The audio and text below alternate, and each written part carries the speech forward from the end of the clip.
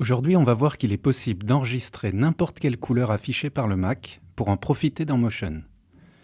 Dans ce projet, 3 groupes, un background, un texte et une sphère. Dans le groupe du background, on retrouve un générateur dégradé. Imaginons que je souhaite modifier les couleurs de ce dégradé. Je le sélectionne et je retrouve ses paramètres de couleur dans son onglet 4, Générateur.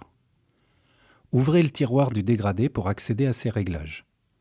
Pour changer une couleur, cliquez sur un des tags, les petits carrés ici, puis dans la vignette dont le contour devient blanc. Cela ouvre la palette de couleurs.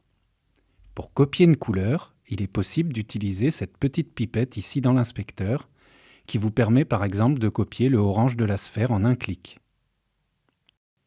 Imaginons maintenant que je souhaite copier une couleur dans cette image, affichée ici dans une fenêtre Safari. Si je répète le processus vu précédemment, on voit que le curseur de la pipette disparaît une fois sorti de la fenêtre Motion.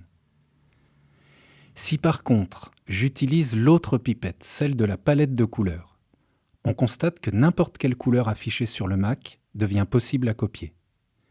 Prenons par exemple le rose, puis le bleu de l'image, pour les appliquer au générateur dégradé.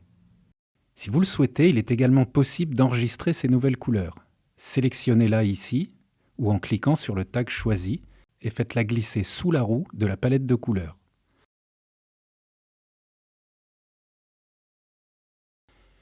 Vous pouvez également sauvegarder votre dégradé ici, et le retrouver après dans la liste.